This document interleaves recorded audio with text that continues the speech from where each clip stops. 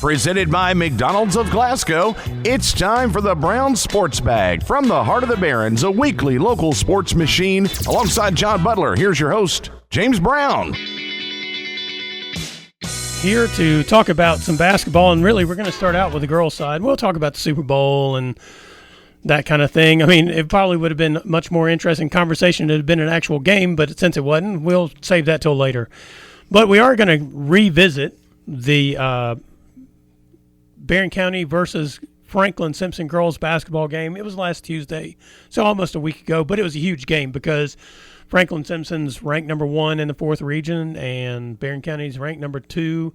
This is in the Bowling Green Daily News poll, which I participate in, and I think I've ranked them that way probably for almost every week of the season that I've voted, and which is almost every week of the season so far, John. And I think the game lived up to it being the top 2 teams in the 4th region. What do you think? Yeah, I mean, double overtime, 55-49. I'd say it lived up to it, and I said it's the first time I've seen Franklin this year. Watched them last year in the semifinals of the region. I've watched Barren all year and so forth. And I've kept saying earlier in the year that, Franklin was a heavy, heavy favorite to win the region. And, that it's really them and then maybe Barren, Metcalf, and some others, a big gap in between. And, after watching the game, if there is a gap, it's very small. Yeah. I mean, very, very small. I mean, it's Franklin has a really good player in Larissa Cawthorn. I mean, She had 22 points and 16 rebounds, but she's the only one that can really, really score. They are with the right lineup, they're a really good defensive team. Yeah. With certain lineups, they're a really good pressing team. It bothered, I thought, Barren at times with their full court pressure. They don't give up a lot of points. I don't think they've given up more than 50 to any one team, but they shoot it from outside as bad as any team I've seen, especially a good team. They shoot less than 21% from three. Yeah. Do not shoot free throws all that well either.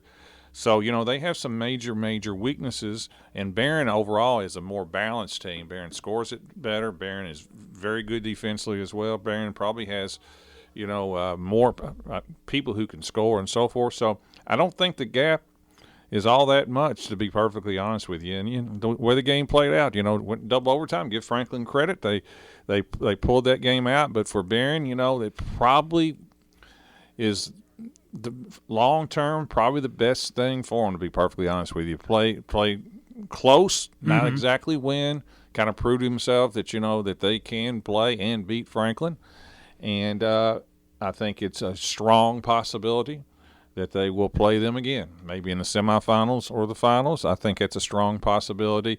I still think you have Metcalf kind of lingering around. Barren plays Metcalf tomorrow, by the way. Yeah. As a team that's got a lot of experience, players back and so forth, and they probably think they have a say-so in it as well. We'll see about that. But for that basketball game last Tuesday, it was a good game. 55-49. And Ashley Atkinson, I thought, was fabulous. I mean, she had 15 points. She was 4 out of 7 from threes. I thought she really stepped up and played well. Shelby Bird fought foul trouble the whole game, too. That's probably the other little deceiving point. She had 16 points, and she proved that she can get her shot off against Franklin. A lot of players can't go by their speed and quickness. Yeah. And she proved that she can get those shots off and so forth. But she was shouldered with foul trouble, and Barren had several kids in foul trouble. But all in all, I think it's probably a window to maybe a semifinal, depending on the draw, or finals. I thought a couple of interesting things. I think you did the broadcast with Jay Turner last week, right? I did. Yep. I had to go back and watch the film, and so I was watching the film of the game, and there were a couple of things that I thought were pretty interesting. One is Chloe Smith for Franklin-Simpson is important for them in terms of offensive rebounds. I think she's kind of critical for them in that way. And maybe even defensive rebounds, if you get – because Cawthorn she leads them in rebounds, but she also will play away from the basket, defend different people and that kind of stuff. But I also thought on the defensive side of the floor, Barron's got just about anybody Barren puts on the floor. If Smith is matched up on them and they're playing man – they have the ability to beat her off the dribble, just about anybody. Now, I know Bird can she's proven that no matter who's defending her, she can get her shot.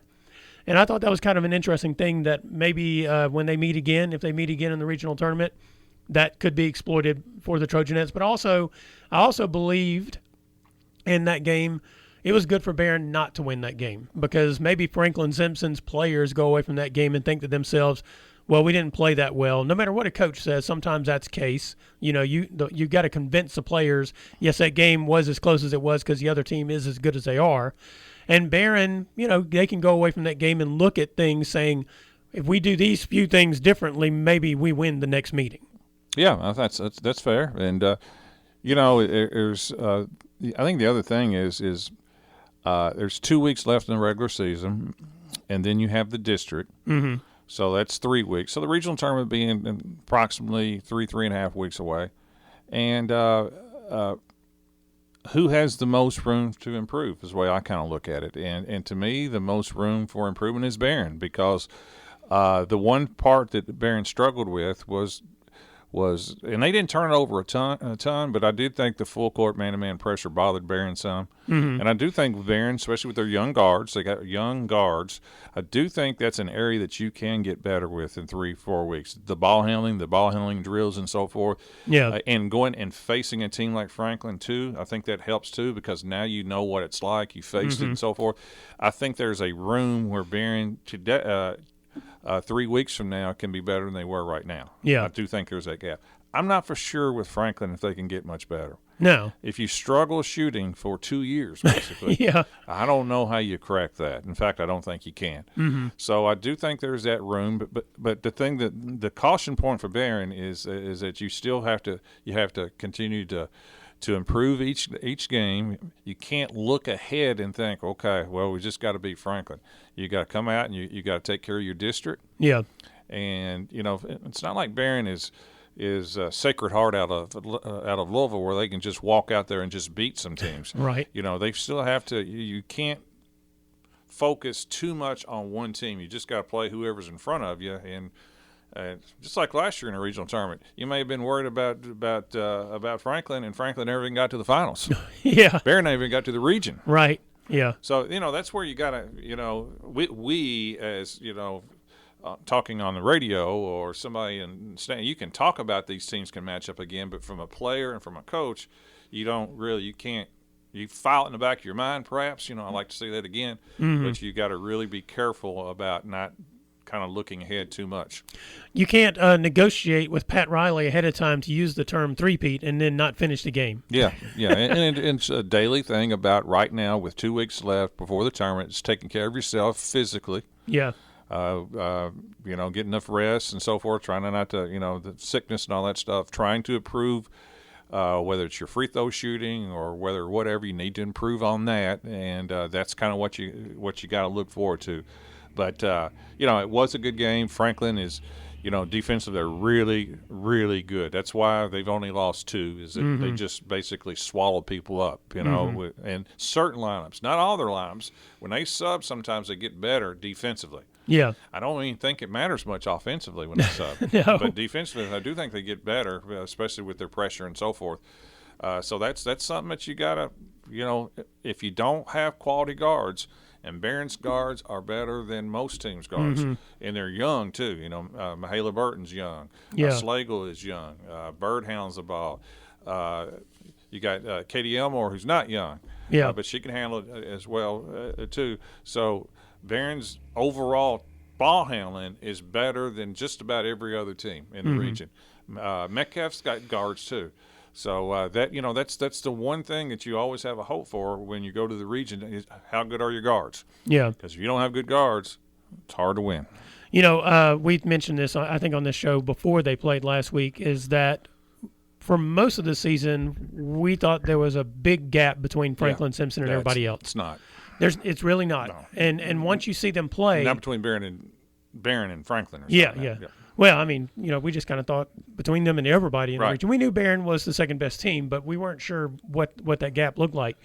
After we see them play, Cawthorn is clearly the best player in the region. Right. And she's not just the best player. She's by far the best player in the region in every way. Now, she doesn't shoot outside and that kind of thing. No. But in terms of her size, ball handling, her ability to Athleticism. rebound, Yeah. all that stuff, she's better Well, than she's everybody. Division I signee, signed with Tennessee Tech. Yeah. So, I mean, that is the thing. The rest of that team works well with her because what you said about the defense, but offensively, I mean, if you can figure out a way to slow her down, nobody else on that team is going to beat you. That's correct. And so that's the key. Yep. And that's why you play the way you play, but in terms of coming up with some wrinkles or whatever, you want to try to save that for the game that matters. Yeah, I still think there's a huge gap between Franklin and everybody else except for Barren. Yeah, that's right. Because of style of play. Yeah. Now Barren does not have that same luxury. No. Barren and Metcalf tomorrow will be a close game. Right. Barren and Warren East, Barren and Allen tends to be close. Mm-hmm. Okay, much closer, just because of the style of Franklin and so forth. Yeah. I still think Barren matches up with Franklin because of Barren's number of guards, number of players, and shooters better than anybody else. Yeah, I'm with you. You mentioned the game tomorrow night. I mean, that'll be an interesting matchup. You can hear that game on 104.7 WCLU. Burgundy with Jay Turner on the call. Girls' game is at 6. Pre-game's at 5:45. I'm interested to see that game because it's going to be completely different than playing Franklin-Simpson. Metcalf does not play great defense, but as a team, they have a bunch of people who can shoot, and they have a number of pretty good ball handlers too. And so I'm curious. On any given night, they have a team that can just catch fire on you. Yeah, they have good players. I mean, they've experienced too. Yeah. Cassidy London's been playing forever, 6 years. Started at least 5. Yeah. I mean, she's probably close to 2,000 points, I'm guessing, in her career. So you got her, and you got Brijali, you got Josie Allen, who's a double-double player, and so they're just not deep. Yeah. Sometimes they only play 5 or 6. So their scores have come down lately too. Now, part of that is playing in that district in which everybody knows everybody. Oh, 'cause yeah. They play each other 100 times. Yeah. So sometimes I I don't have a real good feel of right now how well they're playing. They may be playing better than I think. Mm-hmm. They may not be playing as good. It's hard for me to get a same feel because they're kind of stuck with playing Cumberland and Russell County and Monroe a lot. They did, I thought, play pretty well at the 2A. Yes. They got beat by a really good Danville Christian team. Yes. And I think they played pretty well there. So yeah. So we'll see tomorrow. Yeah. And then, meanwhile, the Glasgow Lady Scotties, they picked up a win against Caverna, and they lost to Allen County Scottsville on Friday. Played pretty well in that game. They just couldn't finish the game. It's kind of been their bugaboo. They've had some games like this where they play pretty well for all but like 2 or 3 minutes, and that's kind of what happened in the Allen County Scottsville game in the fourth quarter. Well, they got a good performance last week from Cynthia Austin. Yes. I think performances that they've been wanting all year. Yeah. She had 17 against Caverna and 12 rebounds against ACS. She had 16 points. Reese England, the sophomore, the 7th grader, poured in 14. Addison Norris, 13 rebounds. Yeah. Saw that. So, and they were in the game with ACS. In fact, they led ACS a considerable amount of time before Avery Morris kind of took over with her 29, and that solidified the district right now. Barren will play Glasgow now. Yeah. If Glasgow could have upset Allen, it would have been a coin flip. So that does solidify it. But and that's why I said I wouldn't take the Allen County Glasgow game for granted because it's not like Allen is lighting it up either. So right. So but yeah, Glasgow, at times can be competitive, but oftentimes this comes down to how well they shoot. Mm-hmm. So it does set up the first round 2 weeks from now. It's going to be Barren and Glasgow. Obviously, Barren will be a monster favorite, and Warren East Allen, which should be a heck of a game. Yeah. And then they host tomorrow. They host Monroe County tomorrow night, and the girls play at Campbellsville on Friday. You can hear the games on 103.1 WCLU Blue with Chase Landrum on the call. The girls' game tips at 6, pregame 5:45. Anything else from the girls' high school basketball you can think about there, John? No, 2 weeks away. Yep, that's right. All right, it's Brown Sports Bag presented by McDonald's Glasgow. We'll be right back. Presented by McDonald's of Glasgow, it's back to the studio with James and John, the Brown Sports Bag.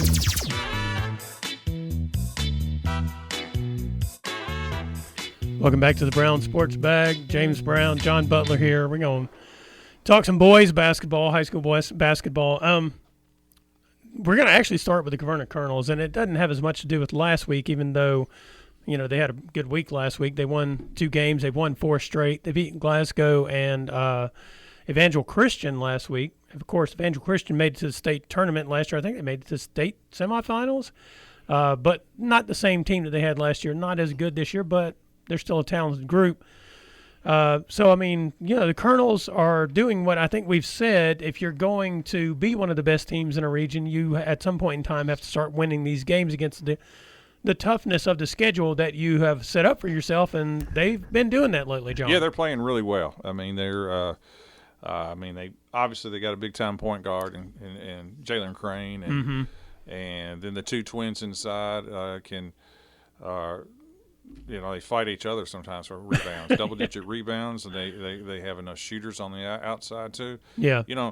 They're are they 9-10 deep? No. But in high school, as long as you stay out of foul trouble for the most part, you can survive off, playing 6 or whatever. And they are obviously playing well. I mean, they knocked off Glasgow 75-54, then, beat Evangel Christian and so forth. So, and they've been, I'll give them credit. They went out and played good teams this year. Just playing Green and LaRue, twice apiece is good.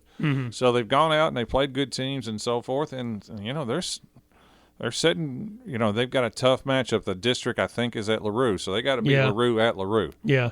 Hard to do. That's very difficult to do, and that gym and that atmosphere. That gym is as small as Caverna. Yeah. And so that won't. They look similar. that won't be easy over there. But whoever comes out of that game will be very formidable.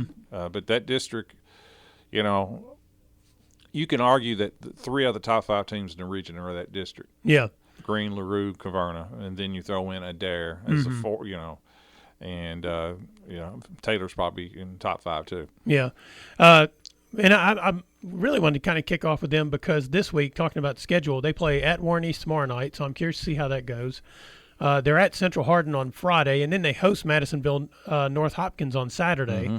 I mean, that's one thing I can say about the coach this year is he went out and he found Well, I don't know games. who scheduled it. I don't know if it's already scheduled from last year. Well, I know these Saturday games, or the games of Evangel Christian, Madisonville North Hopkins, and some of these others, the Pulaski County, were not initially Well, they're not scheduled. running around, and this is what I like about what they're doing. They're not running around playing just Class A schools just to get wins. Yeah. I mean, they're playing, Central Hardin's a big school, and they're going out and getting after and play. They should too because they're good. Yeah, right. And the other thing about Caverna too, they got four starters will be back from next year too. Right. Now, the one senior that they do have out there, Russell Williams. Yeah, but that point guard and the twins are back. Yeah, that's right. And Cortavian Maxey, who's the other guy. I mean, you can't keep them forever, but that's still good. Yeah. Well, and better than average. Now, who knows? You just see how it's happened in the 5th lately. Yeah. You don't know who's moving where anymore. True. I mean, nobody saw what was going to happen to Greene County when you have 2 players come in from Pennsylvania. That's correct. So you don't know. And Taylor had 2 come in from Louisville. So you don't. That's why in today's high school, you got to win when you can win. Yeah. Right. Because teams change so much because of what I just mentioned. The interesting thing about the 5th region, in the 4th region, we kind of get spoiled to the fact that you kind of have 2 schools that soak up all the talent on the boys' side, and Warren Central and Bowling Green. And those teams change too. Yes, they do. And Warren Central's drastically changed. Yeah, and a lot of times they're just swapping players between each other, but they also come from other places a lot of times. But the thing about the 5th region is everybody gets players from all over the place, it seems like. Well, it's the first time Greene County ever has. That's true. I guess they decided to get in the rat race. So that's new to them.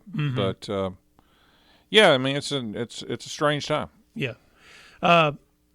Meanwhile, Glasgow beat Allen on Friday, which set up the 15th district. They needed that. It didn't have anything to do with the seating had already been set, so that doesn't mean anything.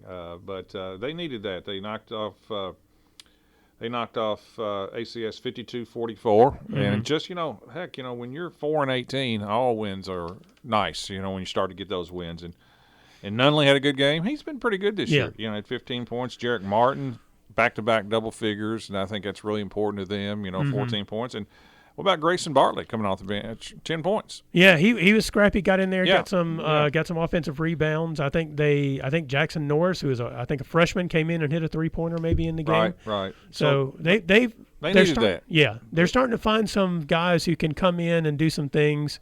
Because in between those, they ran into Gaverna and Warren Central, and those two pretty strong programs, to say the least. It's good for Coach Stockton to get that win. Yeah, and the interesting thing about both those the games that were the bread of that sandwich on the win over Allen County was that they actually played pretty well in the first half, and even in the third quarter of both games, they just kind of got overwhelmed by the talent of the other teams. Right, and that's happened some this year. Yeah, where the second half, that's where Glasgow's been ultra competitive, and seems like mid-third to the fourth, they've kind of got blitzed at time, and that's what particular happened against Central. Yeah, who can blitz anybody though? True, especially when they're out there with a guy hitting 11 3-pointers. I mean, that's 33 points by himself. Right. And then this week they play Monroe tomorrow, and then they host LaRue County on Friday. So the girls are playing at Campbellsville on Friday, and the boys are hosting LaRue. So makes no sense. I mean, from the girls' perspective, I'd rather play LaRue. I don't know. Yeah, you'd much rather play LaRue. Yeah.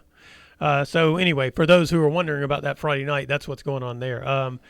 And then Barren County, they won 2 of 3. Their only loss was to Adair County, and hard to believe they're 16-10 after the start. Oh, I know, boy. At the start, if you go back and you look at the first 4 or 5 games, I'm not sure Warren was convinced that this team was going to be able to turn this around. They were, I'm going to try to say this word and get it out correctly, discombobulated. How about that? Does that sound all right? Yeah, they were a little bit discombobulated early in the year. Yeah. And to be 16-10, the win on Monday is probably underrated because it was at Cumberland County, just a single boys game. Cumberland is good. Cumberland is good basketball team that knocked Barren out last year in the region and has most of their players back, 68-60, and Joshua Decker had one of his 2 double-doubles last week. He had 17 and 10. Yeah. And that was a good win. And then he backed it up the next night against Franklin, which Barren, it was senior night and had all kinds of different lineups and so forth. They got off to a real bad start, but came back and got a win against Franklin, and he had 16 and 10 that game too. So they got should have been Franklin. They're better. Franklin's way down. Cumberland County was probably a toss-up game. So they went in there and got that win, and then they ran into Adair. And if you've watched Adair play, and I've seen Adair play 3 or 4 times, Adair, who got to the quarterfinals last year of the state tournament with 4 out of 5 starters back, including the 2 best, and the point guard in Loy and the transfer from Collins, who's back, 6'7" kid. Mm-hmm. They're really good. Yeah. The more I watch them, if Adair and Green place each other in the region, that will be one heck of a game. Yeah.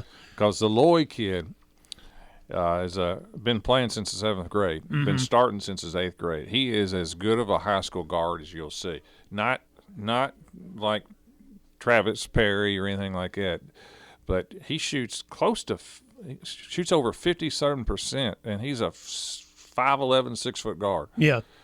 And controls the pace of the game, controls everything. He is probably the most underrated, outstanding player that you'll see because he gets not talked about. He's not flashy. Yeah. But, man, he's a good player.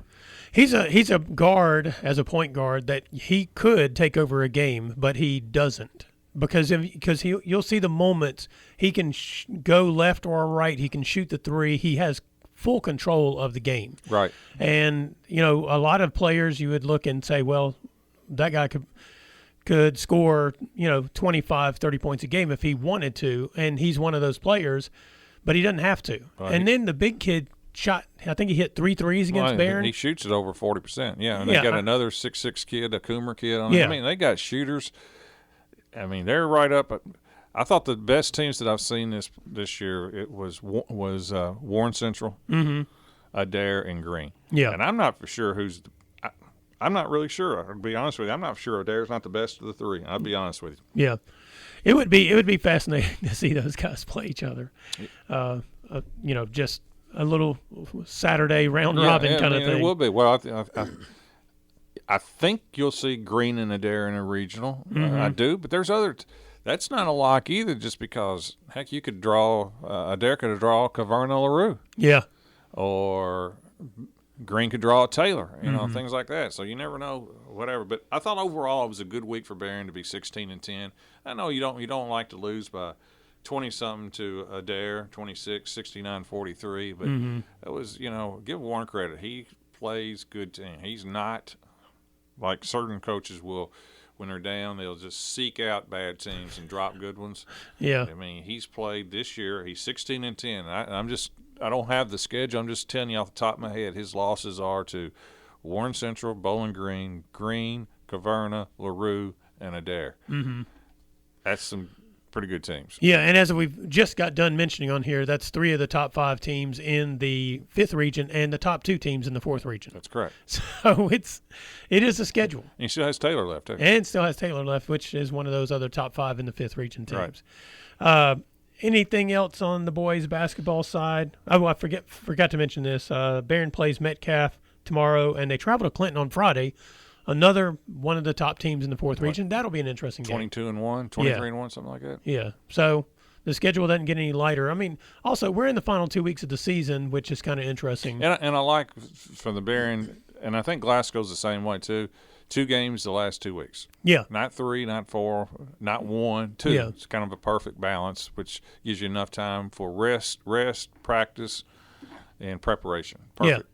Yeah. I guess that is the thing. I mean, it's good to play games, but at this point, I guess the most important thing is to get, who you're going to play in the district, start preparing for that, and avoid as much possible injuries. You play enough to stay sharp. Yeah.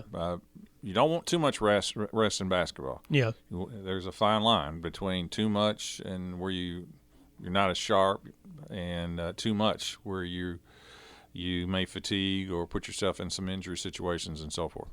Real quick, show note, we'll do our district breakdown next week instead of the Monday night of the games when the districts start, because on the 24th we're going to start having baseball and softball coaches come in. Okay. So we'll have a little more time on that. So we'll actually break down our district matchups that we know. We'll know all the district matchups, but we won't know if there's injuries or anything like that. So we'll do the best we can with the perfect example that we have to lay out what needs to happen. We can make the corrections on Monday.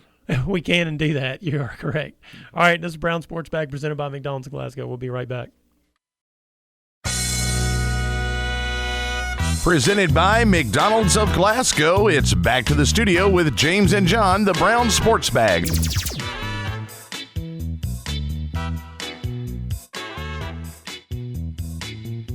Welcome back to the Brown Sports Bag presented by McDonald's of Glasgow. We're going to discuss the Super Bowl because, it did happen yesterday, even though I think Kansas City forgot to show up for it. An interesting thing about the Super Bowl, in my opinion, we've talked about this on this show through the years, is that, people come up with offensive schemes, they come up with defensive schemes, and they do all these things, and they become the hot thing of the moment, whether that's the scheme or the coach who comes up with the scheme, especially offensive coordinators who get jobs because their offenses put up a bunch of points. And we just always seem to forget that football is a simple game. If you got a good offensive line and a good defensive line, you got a much higher chance of winning. Yes, you need a quarterback. Yes, it's good to have receivers and all that. But if your offensive line can get a push and your defensive line can pressure without a whole bunch of different defensive looks, you're way ahead in the game. And that's basically that was my take of the game yesterday when the Eagles, they just thoroughly dominated the Chiefs, John. True, but I also thought Kansas City had a good offensive line and a defensive line going into the game too. I thought their defensive line was good against the run. I thought Kansas City played good defensively. Yeah, they did. It's not their fault Patrick Mahomes throws an interception return for a touchdown and then throws another one that sets it up at like the 12-yard line. Yeah. So I guess the shocking part to me was, I'll be honest with you, how bad Mahomes played it. Yeah. He faced a great 4-man rush and blah, blah, blah, but he played in a state of panic. Yeah. I mean, I shouldn't say that. Have I ever seen? He played It looked bad like against, the second half against the Bengals. played bad in that against AFC Tampa. Championship. Yes. In the Super Bowl several years ago, but I thought he was over that. He looked – listen, I'll be honest with you. This is how radio, TV, all these pundits do. If you take the name Patrick Mahomes and you say, I don't know, you come up with another quarterback, and that quarterback played that way, they would blast him. Blast him. It's the Sam Darnold effect. Sam Darnold has two bad that's games, and then, correct. He had a terrible season. But Philadelphia defensively just dominated. I mean, the game was over so quick. I was a little confused, and, I'm not a offensive coordinator or anything like that, and I would never, ever, ever second-guess too often Andy Reid, great coach. Yeah. They only ran it one time in the first half. You One know what? time. You know what this kind of reminded me of? I think the first 6 or 7 plays were all passes, and that was puzzling to me. If you can't stop a team from rushing you, I would thought you'd see more screens, more run the ball more, because even when you're down 17 and 10 nothing the first half, you're not out of it or anything like that. No. But man, they played in a state of panic, which I did not expect Kansas City, of all teams, to panic. They look like to me they panicked, and that's what surprised me. There are two things. One is going back to the game against Tampa Bay, where the offensive line was a shambles when they played Tampa Bay, and Tampa Bay's defense was good, especially their front four. And they were chasing Patrick Mahomes around all night. He made some miraculous plays in that game, but, he was under so much pressure that he really didn't play well. And what this game made me think of, and the way you just mentioned this makes me think of it more, is last year when the Ravens played the Chiefs, and they've got a running game, and they come out there and they don't really run the football. And it's like they made a game plan that was kind of a panic game plan that they did not believe they could do something they didn't try, and that's the way the Chiefs played this game. I was surprised. I was not surprised Philadelphia won. I thought it was a pick-em game. I couldn't tell. I'll be honest with you. And it's really because, and I said it last week on the air, I thought Philadelphia was better. Mm-hmm. They had a great defense. They're, Barkley, and, they had great receivers. I just thought talent-wise, if you take everything away, just players versus players, I thought Philadelphia was better. Yeah. But back of my mind, you had Mahomes and Andy Reid. Yeah. And I think I said that, the system. Mm-hmm. The system, I trust the Kansas City system a little bit more than Philadelphia, but it was no contest. Yeah. Zero contest. You have to give the Philadelphia coaching staff credit. Head coach gets a lot of criticism, but something works. Yeah. Something works. And, it really was a terrible game to watch, because you could tell so early this game was over, and then you just had to put up with the game that takes way too long to play. The halftime is way too long, commercials too long. It's really an exhausting game. In fact, I turned it off late in the third quarter, and I played solitary or something. It was just really I didn't. But anyway, I did turn it off and went to something else. Jay, you want to talk about the Super Bowl? Jay Turner has wandered into the studio here. We have a mic. Let me turn you on here. I believe that's your microphone. Do I have to talk through this? Yeah. That thing that you usually use. Yes, you have to use that thing right there. Did you watch Super Bowl, Jay? I did watch it. I watched all. Was it 60 miserable minutes? Actual game time. It was 6 hours of your life, though. Yeah, that's true. Real time was 6 for life. I couldn't believe the outcome myself. Yeah. I really thought it would be a close game either way. But I still thought it was going to be a close game until he threw the pick six, and then I knew it was over with, because that pick six was kind of – Cooper DeJean was just hanging out there, and he threw – Rookie. Yeah, rookie. He basically threw the ball to him. He never saw him, and that was the part where I was like, okay, the second pick that Bond made the great catch on, somebody got shoved into him. It was a great interception. The first one, though, that was returned for the touchdown was like the clear sign Patrick Mahomes was he was not there on that game. And going back to what you said about running the ball one time. The way you keep a defensive front that is so good from just pinning their ears back and knowing they can just come sack you, is to try to hand the ball off or do something, like you said, screen passes, anything. But they had nothing, and they almost played like they did not believe the Eagles' defensive front was as good as it was. I just shocked at, especially how good their coaches are. That's what they came up with, and maybe they could make adjustments, but I don't know. I mean, run it one time, and that was a little. I was just a little surprised, to be honest with you. But it's hard to win it 3 times in a row, but they were dominated. I mean, just flat out dominated. I guess, Jay, they kept skating by on these kind of miraculous situations all year long. You kept thinking during the regular season it was going to go off the rails at some point in time, but it really didn't. They kept winning those games until they got here, and this is when it just blew up. I just couldn't believe Mahomes got sacked so many times. It was 6? Yep, 6. Yeah, and it probably should have been 2 or 3 more. Anyway, so do you think do you think the Eagles can come back and repeat? That's not easy to do. No. I mean, you got to factor in injuries, and anytime you win a Super Bowl, it's hard to re-sign all your players and so forth. I mean, they do have and you're going to lose the offense coordinator is going to go to New Orleans. Yeah. But the quarterback's signed, the running back's back, the offensive line, I think most of them are back. The defense is young. I mean, it's possible, but there's a lot of stuff you got to deal with. A.J. Brown was a pain in the butt the entire year. Yeah. At times, but somehow they managed to get through. If you ask me right now, would I if I had $100 I had to bet on who's going to win next year, would I take the field or Philadelphia? I'll take the field all day long. Yeah, all day long, because just too many things happen. I think you also kind of have to go back, even though the Lions also lost their offensive coordinator.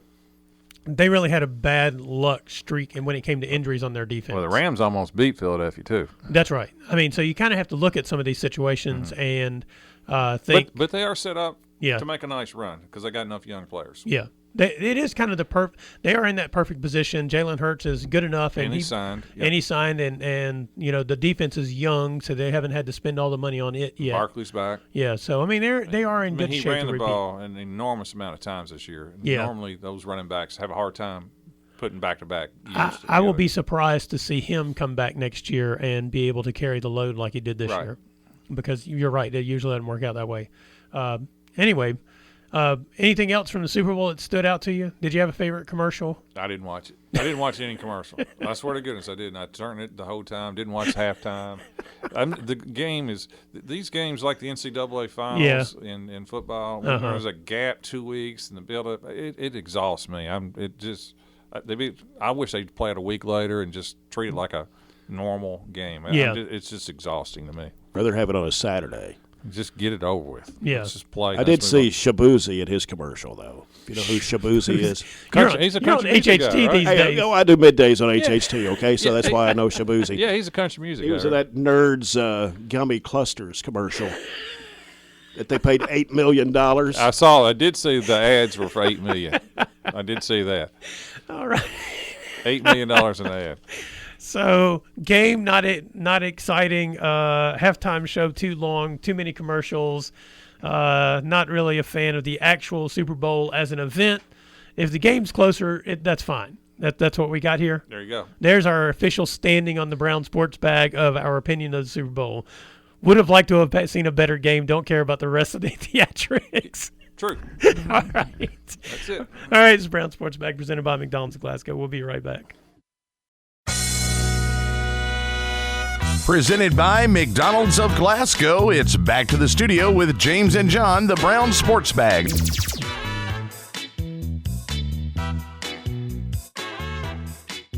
Well, we got a little more time this week than we usually have at the end of the show. And Jay Turner's still here for whatever he wants to talk about, because we're going to talk about some college basketball. And we're going to talk about Louisville at the top, because they bounced back, won 2 games, and yet still didn't get into the top 25. They only got 53 votes today, which surprised me. I mean, they've only lost 2 games in the last 2 months, basically. Yeah, that's disappointing, but ACC is down. Yeah. And it's hard to get credit for beating a bad Boston College and a bad Miami. And they beat Miami without their point guard, who's their best player, who's slightly hurt. I think he'll be back. But, it is disappointing. But UConn fell out, too, by losing to St. John's, who's like 10th in the nation too. So it is kind of weird. But I think Louisville right now is safely in the tournament. Yeah, they still have to finish strong, but they've had a great year. Yeah.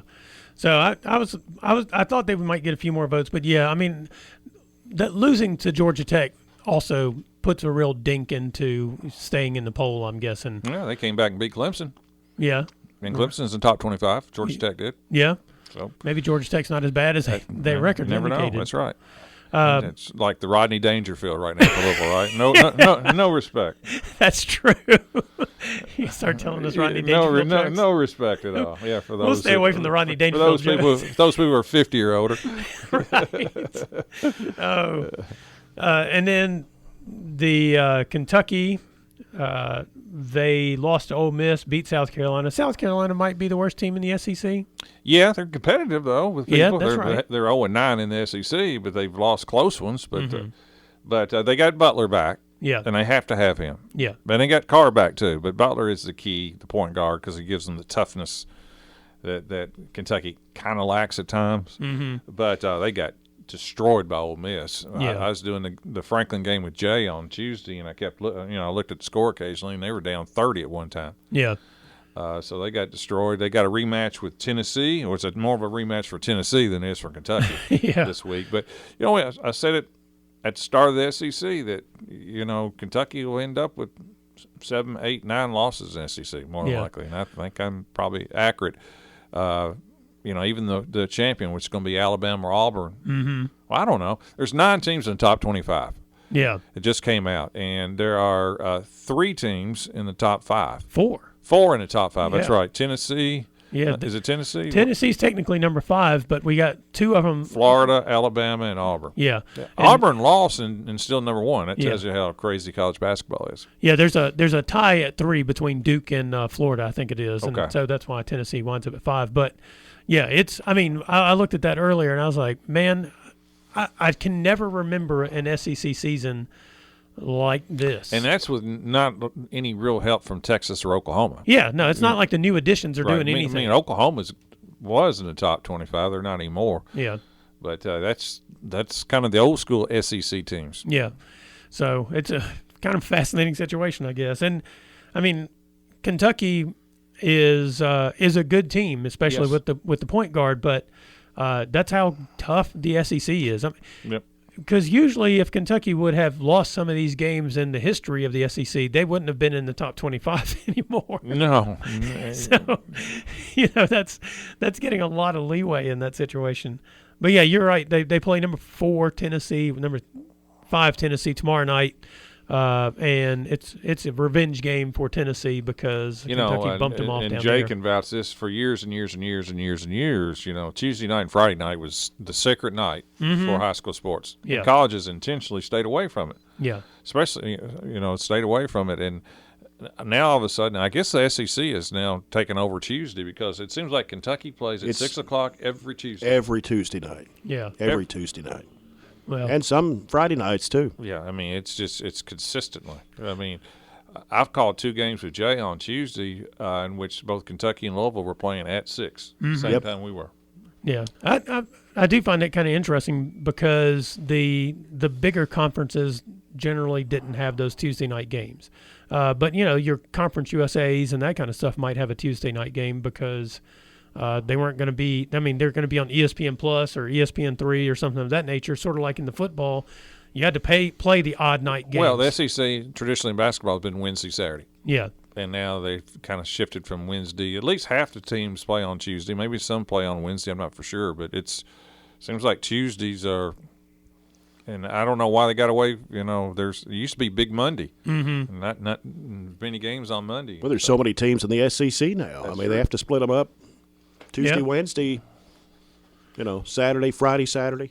They have to have the travel day, right? So now they have to have the 2 travel days because you might have to travel across the country to play a game. Well, the SEC don't have to travel. No, they don't. They're the one team that don't have to cross into the Pacific time. Yeah, this is me kind of making fun of the NBA situation, I guess. Well, the Big Ten. Yeah, pretty much. The ACC has that issue now. Yeah, I mean, if you had to take a bus, I mean, you would get there in 2 days. You'd be able to get off the bus and play the game and take 2 days to get back in the Big Ten.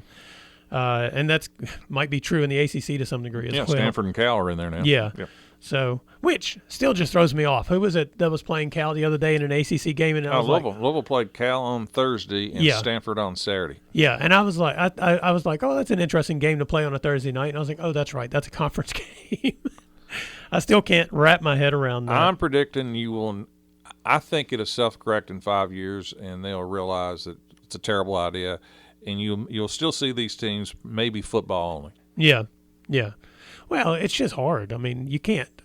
This basketball schedule is every 2-3 nights or whatever playing, and so it's nearly impossible, I think, over a long time. Especially for the West Coast teams. Yeah, they saw the silver ring, and then maybe they'll unsee it. Well, I mean, I think we've talked about this for weeks. We would expect there to be at some point in time basically football-only conferences, and then every other sport will be packed in its own way, kind of like it used to be in a lot of ways. You go back to something like the Metro Conference that Louisville was in. I mean, that was a basketball-only conference. And I think some of the schools played independent schedules in football, but it was a basketball conference. Well, and the Big Ten was basketball, that way. baseball. I mean, there's other sports, right. But football, you're right. Yeah. So, I mean, that's not unprecedented that something like that would exist. And then WKU has kind of faded in the CUSA race. You're talking about in men. Yeah, in men. Yeah, the women are having a really good year. Yeah, tell us about that. 17-6. Mm-hmm. Knocked off Middle a few weeks ago. Snapped Middle's 33-game conference winning streak. Yeah. Just won in Saturday in overtime, and a fantastic game by Alexis Meade. And they play at Middle on Saturday. To the top teams in the conference. But yeah, they've had a really nice bounce back year, and it's a fun team. People ought to come down there and watch them play because they're very entertaining and play a nice style. What games do they have this week? Just one. Go to Middle on Saturday. It's the only game this week. Yeah.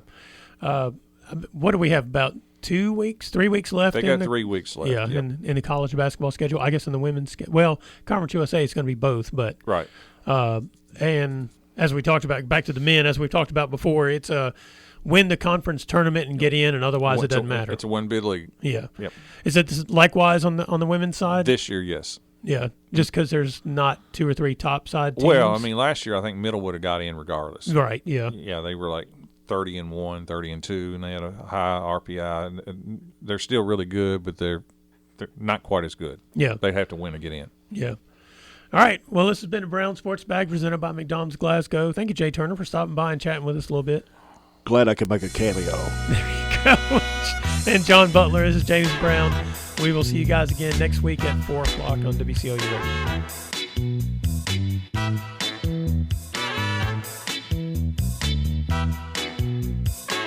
Thanks for listening, and be sure and join James and John once again next Monday at 4 for the Brown Sports Bag, a local weekly sports machine presented by McDonald's of Glasgow.